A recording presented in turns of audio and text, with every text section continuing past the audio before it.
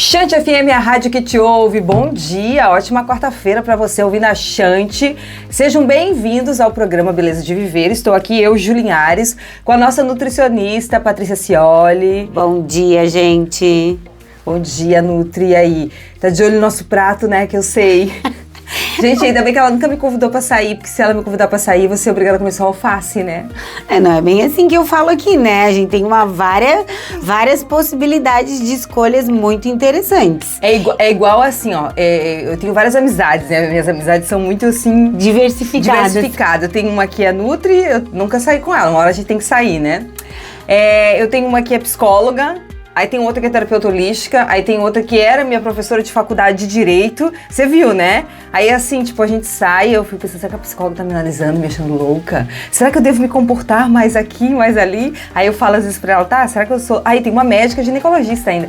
E eu falo, será que eu tenho que me controlar mais os gestos? E ela fala assim, amiga, eu não estou a trabalho aqui, estou por diversão. É isso, a gente não tá trabalhando 24 horas por dia, né? Exato. Então, Patrícia, hoje a gente vai falar... né, sobre substituições inteligentes na alimentação, dando dicas, né, porque o povo falou de nutricionista, quer dicas. E aí eu vou aproveitar esse teu gancho, né, a gente vai sair pra comer e ela vai olhar só a alface. A gente tá num período de férias, né, muitas escolas já começaram as férias na segunda-feira, são aí 2 semanas e muita gente viaja e vai pro hotel. E essa é uma dúvida frequente, como manter a alimentação saudável ou mais próximo possível da alimentação saudável quando eu tô em férias ou quando eu tô viajando. Se a gente lembrar ou observar os hotéis, eles têm essa possibilidade de tu manter muito perto a dieta, a alimentação que tu faz em casa no hotel. Só que o nosso cérebro, a gente liga o botão do off e acaba esquecendo algumas das nossas práticas. Então a ideia para ter um período de férias tranquilo e realmente de descanso é tu tentar manter aqueles bons hábitos, né? Então a fruta, a hortaliça e a água, ter o cuidado de ter, e aí faz os teus exageros em outras preparações, né? Mas evita excluir esses alimentos, porque algumas pessoas acabam adoecendo nas férias. Muda tanta alimentação que nem o corpo dela entende e acaba ficando com uma dor de barriga, com uma virose, com uma prostração que não vai deixar tu curtir as férias. Eu tava vendo você falar e me veio uma pergunta na cabeça. Os exageros... Qual é a parte do dia melhor, de manhã ou de noite? Quando eu decido comer uma coisa assim, bem calórica, é melhor comer de manhã, de meio-dia, à noite? Tem um horário específico? Então, se a gente pensar em termos calóricos, sempre o horário mais cedo durante o dia, né, meio-dia, por exemplo, 2 horas da tarde, é mais interessante porque eu ainda tenho gasto energético ao longo do dia, ainda tenho atividades que eu vou fazer que demandam energia. Sim. À noite, a gente vai reduzir a energia, né, o gasto, porque a gente vai se preparar para dormir. Sim. Mas isso vai depender da tua rotina. E uma outra coisa importante de lembrar é que muitas vezes o exagero, né, e normalmente esse exagero vai para o alimento adocicado, muitas vezes tem um fundo de estresse mal regulado. Então é importante a pessoa pensar, parar, né, tentar parar e olhar por que eu quero esse alimento ou por que eu tô precisando desse alimento nesse momento. Às vezes são outras emoções que eu não me dou conta e eu acabo usando o alimento para gerar uma sensação de bem-estar. Então tá bom, vou responder a minha pergunta. Eu preciso prestar mais atenção em mim, gente. As emoções têm tudo a ver com a alimentação. As terapeutas costumam falar, né, que não há alimento que chegue pro buraco negro que você não vê. Exatamente. Porque daí eu vou tentar esconder, né? Disfarçar aquilo que realmente me incomoda e o alimento me dá prazer momentâneo por causa dos neurotransmissores. Mas depois disso eu vou precisar solucionar, né? Senão aquilo vai ficar sempre me incomodando. Exato. E eu descobri aqui, né, por meio de você, que Florianópolis é a cidade do Brasil que mais consome ultraprocessados. Isso foi um susto, tá? Porque nós somos a cidade que é a cidade mais ativa fisicamente. Então são um contrassenso, né? Eu sou muito ativo como cidade, mas eu como muito produto ultraprocessado. E aí vem um dilema para as pesquisas, para os pesquisadores, a gente vai ter que entender isso. Sim, sim. E aí, por isso que a gente quer falar aqui sobre substituições inteligentes, né? Onde você possa trazer alimentos, mudar algumas coisas do seu dia a dia que vão fazer grande diferença ali a longo prazo. Por exemplo, assim, uma das perguntas que eu tenho, que eu acho que muitas pessoas têm, eu já me livrei desse vício há tanto tempo, que eu já nem lembro mais, não lembro nem como é que é o gosto, trocar o açúcar branco por açúcar mascavo. Eu não tomo café com açúcar, a maioria das pessoas não toma, mas a outra maioria toma. Talvez, eu acho que a maioria toma com açúcar ainda. Eu perdi a noção, porque faz muito tempo que eu tomo sem açúcar, eu nem lembro como é que é o gosto de um café adocicado. Então, açúcar é açúcar, esse é o primeiro ponto. Mas o mascavo é mais saudável que o branco, o que a gente tem que imaginar? Todo o açúcar, ou melhor, grande parte do açúcar, e no Brasil praticamente 100%, 99% desse açúcar é derivado da cana. Então eu moo a cana, faço caldo de cana, e tiro a água e vou gerar o açúcar dali. Esse é o açúcar mascavo. Que é o puro, né? Que é o puro. E ele é escurinho, porque ele tem traços de minerais. Sim. Quando a gente clarifica esse açúcar para gerar o açúcar cristal, o açúcar de mesa refinado, ou o açúcar de confeiteira, aquele bem fininho, eu vou submetendo ele a processos químicos e a uma moagem para mudar o tamanho do grão. Entendi. E aí eu vou limpando desses traços de minerais esse açúcar. Por isso que ele vai ficando transparente, branquinho. Se a gente pensar em saudabilidade, o mascavo é mais interessante porque ele tem traços de minerais. Sim. E tem menos processamento do que o açúcar branco. Mas se a minha alimentação é restrita de açúcar, por exemplo, um diabético, nenhum pode. Se eu tô numa dieta low carb, né, que muitas pessoas usam esse modelo de dieta, também não vai entrar nem o branco, nem o demerara, nem o açúcar mascavo. E a outra coisa é lembrar que a nossa papila gustativa para o açúcar e para o sal, ela é treinável.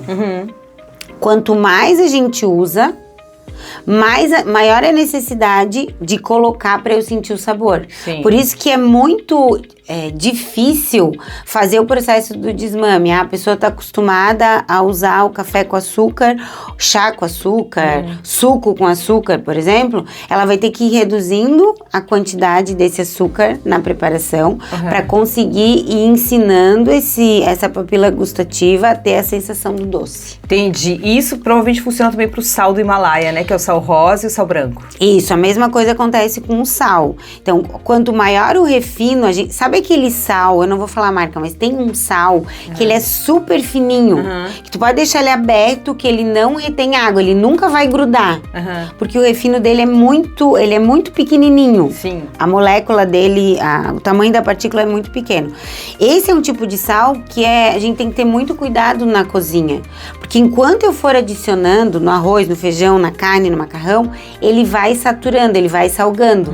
E aí a pessoa come uma quantidade de cloreto de sódio, e o problema é o sódio, muito alta, que vai levar ao aumento, por exemplo, da pressão arterial, retenção de líquidos, dá mais trabalho para o rim se livrar desse excesso de sódio. Então a gente tem que usar com moderação. Sim. Tu não me perguntou, mas qual é a dose diária, tá? Que a gente tem como saudável?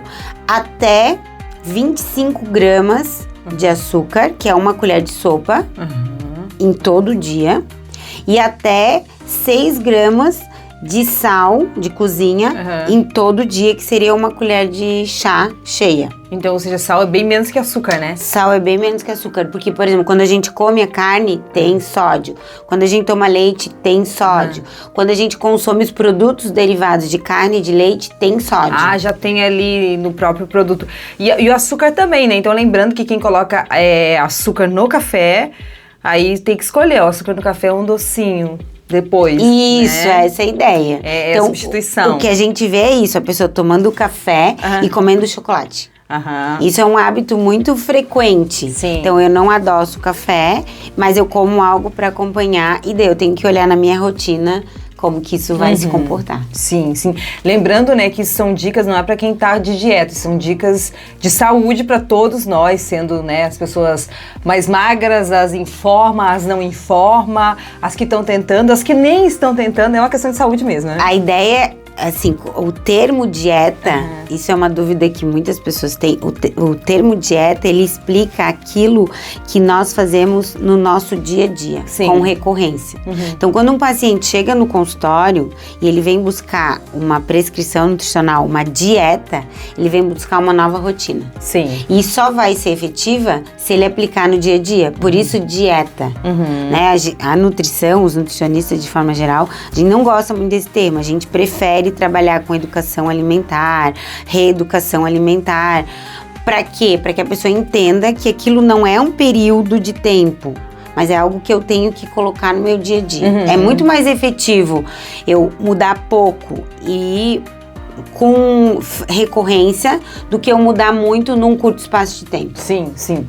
Agora a pergunta, a maior de todas, eu acho, né? Que é trocar o óleo de soja, quando você vai fazer fritura, quando você vai cozinhar, por azeite de oliva. Eu ouvi dizer que o azeite de oliva, quando ele é ali colocado na frigideira e quando ele ferve, que se chama, não sei. Aquecido. Isso, ele já não presta mais, que parece que dá não sei o que, mas não sei o que. Não lembro o que me falaram, mas parece que não. Aí tem que tomar esses certos cuidados. Mas é uma substituição inteligente, óleo de soja por azeite de oliva? Tá, o que a gente tem que lembrar? O azeite de oliva, a intenção dele é ser consumido cru, frio. Então, pra gente finalizar um prato, pra gente temperar uma salada, pra gente fazer, por exemplo, uma substituição à margarina temperada. Então, ele vai estar frio. Quando a gente pensa em utilizar o azeite para fritura, ele não é uma boa opção. A gente tem óleos melhores. Por quê? Porque o óleo, o soja, girassol, algodão, milho, eles têm o que a gente chama, e é um termo técnico, é um ponto de fusão. É onde esse óleo vai começar a produzir aquela substância que vai ficar no fundo da frigideira escura, como se o óleo queimasse. Dá até um cheiro quando a gente tá fazendo, quando passa o óleo, ele fica com cheiro de queimado. O azeite de oliva tem esse ponto de fusão muito baixo, então ele queima mais cedo, por isso que a gente não consegue fritar da mesma forma com que a gente frita um óleo de soja ou um girassol. Então, a ideia é que a gente não use fritura de imersão. Se a gente for usar, usa o óleo mais econômico e usa uma vez só. Porque daí eu não tenho ponto de saturação e não tenho acúmulo de substâncias tóxicas geradas pelo aquecimento desse óleo. Se eu quiser o azeite de oliva, vamos usar ele ou no final do prato, tipo, tô terminando um risoto. Eu vou botar o azeite só para dar aquele aroma e dar aquele brilho. Tô fazendo uma salada, vou botar ele no final da salada, mas trocar. E fica muito caro trocar o óleo de soja ou girassol ou algodão por azeite de oliva para fritar. Boa. Até porque eu tenho que descartar, né? A ideia é usar o óleo uma única vez. Tem gente que fica aí repetindo, já tô sabendo. Tá, mas e se eu trocar, por exemplo, o óleo de soja por uma manteiga? Os dois tem que fritar ovo com manteiga. Tudo bem, os dois são ótimas opções, tá? A manteiga é melhor que a margarina. Pra fritura, ela não vai conseguir fritar, ela vai conseguir fazer um cozer um pouco mais gorduroso e vai adicionar sabor. Mas eu não consigo fazer aquele ovo frito como eu faço com gordura, por exemplo. Sim, tá? E qual é o cuidado que a gente tem que ter com a manteiga? A manteiga, ela é derivada de leite, então quem tem alergia à proteína do leite, principalmente que tem criança, ou quem é intolerante à lactose, só pode se for a manteiga ghee. Se for a manteiga normal, vai dar desconforto abdominal, vai dar estufamento, pode dar diarreia, daí a gente recomenda não usar. São vários sintomas, né, de quem tem intolerância, né? Alguns ficam passando mal, vomitando, que é o meu caso. Eu fico dias passando mal, é sério, tá? E tem gente que já dá diarreia, dor de barriga, tem outros que realmente o estômago fica enorme, fica com dor. Dá constipação, dor de cabeça. Tem constipação, coceira corporal. É loucura, sabe? Eu fui descobrir que eu tinha intolerância a gordura do leite há pouco tempo. Nunca fui de tomar leite, mas eu comia os derivados, o queijo. E realmente é um desconforto muito grande. Aí eu comia e falava, que estranho, o que tá acontecendo? Aí até fiz os exames, né? Que tem o exame de sangue que você faz. E que não é caro, inclusive, ele é baratinho. E aí você descobre ali o que você tem, né? E uma coisa importante, tá? Que a Ju tá falando. Todo diagnóstico que tem fundo de identificar algum processo patológico, alguma doença, ele sempre é médico. Por mais que a gente, nutricionista, consiga te pedir o exame de intolerância à lactose, por exemplo, e enxergue que tem problema, ela vai ter que te encaminhar para o médico. Sim. Isso é uma coisa importante, tá, gente? Por mais que o nutricionista, o educador físico que te acompanhe e estude, ele não pode dizer que tu tem uma doença. Sim, eu fui no médico, num gastro, né? O Dr. Nelson Júnior, acho que é daqui de Floripa, muito bom. Ele é muito bom, ele é um médico maravilhoso. Eu fiquei chocada, porque até então eu tava procurando. Fiquei chocada. Eu fiquei chocada. É o que a gente espera, né? Não, mas é que eu tava procurando e eu fui em algumas, fiz uma consulta, as consultas particulares eram muito caras, eram R$900 uma consulta, eu achei caríssima. E esse médico, ele cobrava acho que R$600, que eu não tenho plano. Mas só que ali eu só paguei 600, eu não paguei mais nada. E, inclusive ele me deu uns remédios pra eu tomar, que ele tinha de amostra grátis, provavelmente, né, beneficiado pros seus laboratórios, mas tudo bem, eu não paguei o remédio, isso que importa, gente. Eu saí de lá com o remédio e que médico maravilhoso. Não, aí, claro, ele mandou fazer uma endoscopia pra ele poder identificar o que eu tinha no estômago. E me mandou fazer um monte de outros exames e tal, pra verificar, né, o porquê que eu me sentia mal. Mas depois eu acho que eu tive um acompanhamento com ele, mais uns 6 meses, sem precisar ir no consultório, só pelo WhatsApp. Aí eu dizia pra ele, doutor, daí ele perguntava, como é que tá? Tomou os remédios faz um mês. Aí eu dizia, tô sentindo isso. Ele falou, então eu vou te passar mais uma receita aqui que eu acho que você tem que até teu organismo se acostumar com isso, tem que tomar. Então ele foi com toda a orientação, assim, ele é maravilhoso, Dr. Nelson Júnior, se eu não me engano, muito bom, tá? Mas voltando ao assunto aqui, tem outra dúvida sobre substituições inteligentes, né? Tem gente que fica falando mal do pão francês, que eu amo. Porque o pão francês não sei o quê, porque o pão francês engorda da barriga. Claro, se comer um não vai dar, se comer 20, tem gente que come 5, 6 e coloca um monte de coisa dentro, vai dar tudo, né? Tem gente que tem a capacidade de comer pão francês e fritar uma linguiça e jogar no meio. Aí não dá, né? Acabou com o pão. Aí a culpa é do pão, sabia? Sabia? A culpa é do pão. O pão, ele não é ruim, ele não fala mal de ninguém, né? A gente que come. Coitado. Pois é, trocar o pão pela tapioca. Então, são duas coisas importantes. Primeiro, vamos falar de caloria. O pão de trigo francês, cacetinho, enfim, tem vários nomes. Ele, caloricamente, ele é equivalente a uma tapioca, tá? O que a gente tem que lembrar? A tapioca é um alimento que tem um valor energético bem importante. Então, não dá pra dizer assim, troque todas as farinhas por tapioca porque ela é menos calórica. Isso não é verdade, tá? Então, algumas pessoas se perdem aí. Elas estavam comendo meio pão de trigo ou uma fatia de pão e começaram a comer uma tapioca com 3 colheres de sopa e não viram a balança mudar. E aí, né? Meu Deus, o que tá acontecendo? Então, essa é a primeira coisa. Em relação ao pão de trigo, o que a gente tem que ter cuidado? Normalmente o pão de trigo, ele é uma mistura pronta, que vem para as padarias, mistura lá e produz o pão de trigo. E dentro desse pão, para ele ficar bem branquinho e ele crescer, normalmente se usam algumas substâncias que podem ser ruins para as pessoas mais sensíveis, que têm mais intolerância, mais sensibilidade intestinal. E a pessoa come o pão, dá aquela sensação de azia, queimação, eructação, ficar rotando, ou percebe que a barriga fica distendida. Então, isso é uma coisa importante de falar. Quando eu penso nos pães, eu sempre prefiro o pão de fermentação natural. Por quê? Porque daí a gente não usa o fermento químico. Entendi. A gente usa as leveduras, que são bactérias. E ela, por o pão precisar de mais tempo de fermentação, ela vai já ajudar a dar uma consumida naquele carboidrato.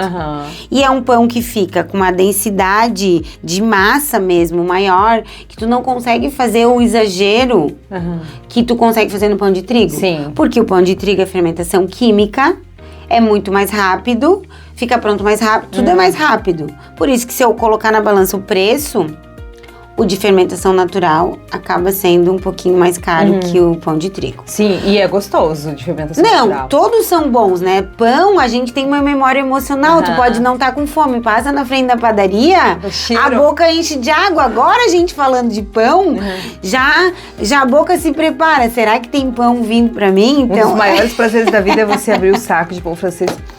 Quentinho, escutar o crack, né, quando morde. Mas de tudo isso, Ju, ainda tem uma coisa que é muito importante. Você pode se organizar e fazer o seu pão caseiro. Porque aí você vai ter variabilidade. Sim. Um dia tu bota cenoura, outro dia tu bota, sei lá, beterraba, outro dia tu bota morango dentro do pão, uva, ou faz só o pão simples, porque daí tu tem também essa fermentação, né? Esse é um hábito que a gente perdeu de fazer a fornada de pão e ter em casa, né? Tá, mas aí o pão, então eu tenho que vir um dia aqui você falar só de como fazer o pão, porque daí os desocupados aqui, os preguiçosos, não sabem.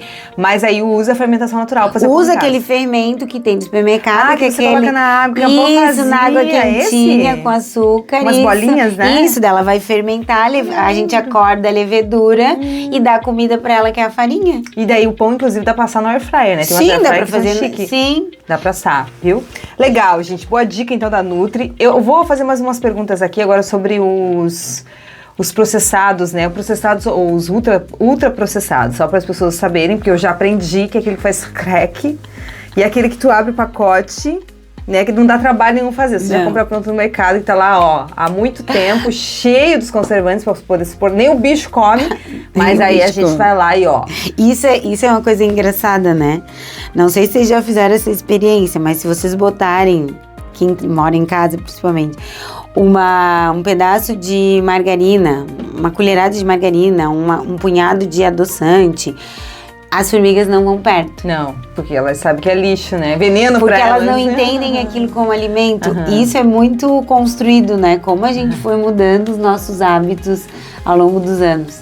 E a gente come. Eu acho que até aqueles salgadinhos lá que se compra, os Doritos da vida, né? Falar mal que o Dorito não tá patrocinando mesmo. Né? É uma coisa que eu acho inútil, porque eu não sou de comer, eu nunca fui de comer esses Doritos, aquelas batatas também slice, acho que não sei como é que se chama, aquelas batatinhas. Não sou de comer isso. E quando eu como, eu fico ruim. Meu estômago também passa não mal. Suporto, que me dá uma gastura, assim. E aí o povo, eu vejo o povo comendo doidado. O povo ama. A minha filha, se deixar, ela come. E é uma coisa que também eu nunca vi formiga carregando. Então, nem rato comendo, gente. Olha só, os bichos são mais saudáveis que nós.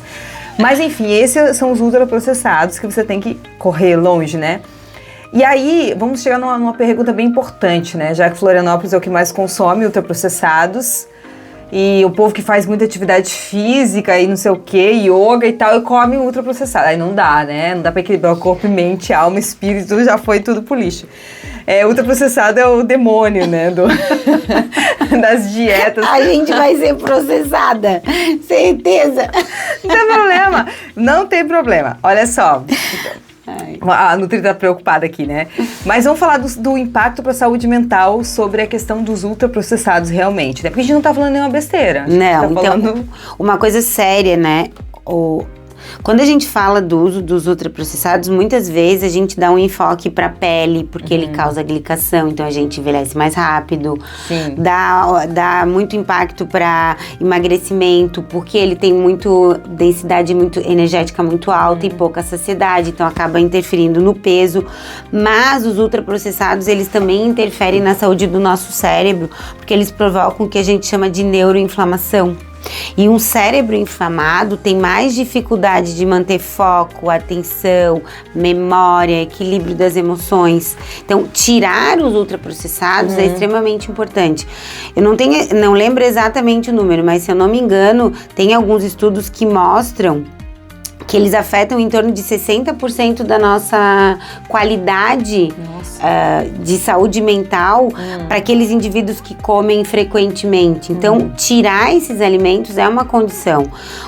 Em relação a, por exemplo, alguns estudos que relacionam o uso de ultraprocessado e o TEA, o transtorno do espectro autista, já tem uma relação bem direta de exclua esses alimentos para que o cérebro da sua criança que tem diagnóstico consiga processar melhor os neurotransmissores e diminuir a estereotipia, a agressividade.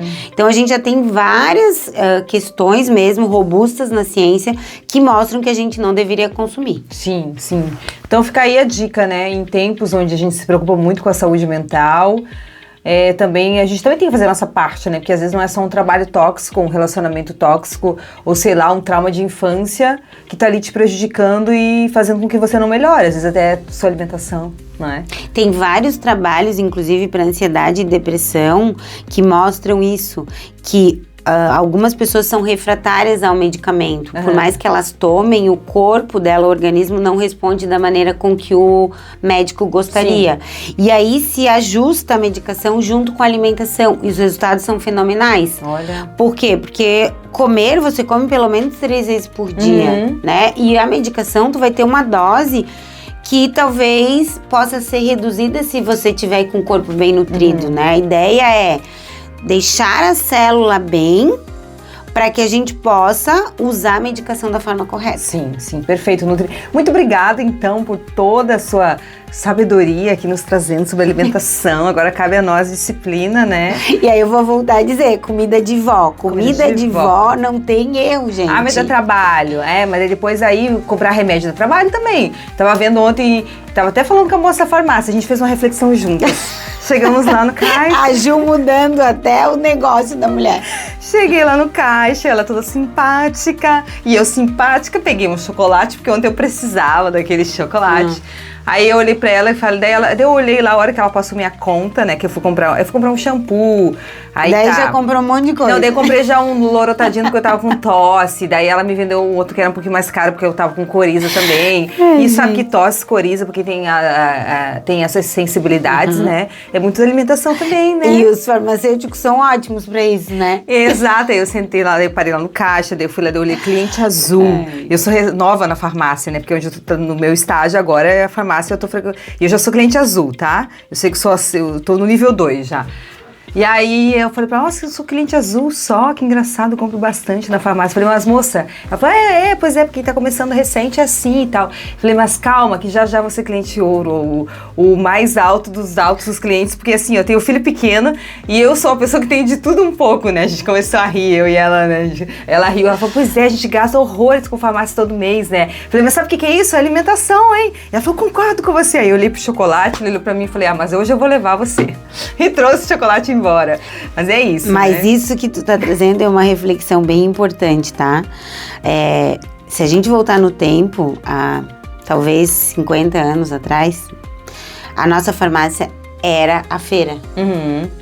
E a gente perdeu isso. Sim. Então, hoje existe muitos profissionais buscando resgatar isso, do uso das ervas, dos condimentos, dos alimentos, das práticas que tu conhece, né, mais holísticas, mais do corpo mesmo, né, para regular todas as questões de doença que a gente está enfrentando. Exatamente isso. Então é isso, Nutri, muito obrigada, até o próximo programa. Beijo, gente, bom restinho de semana, até quarta-feira.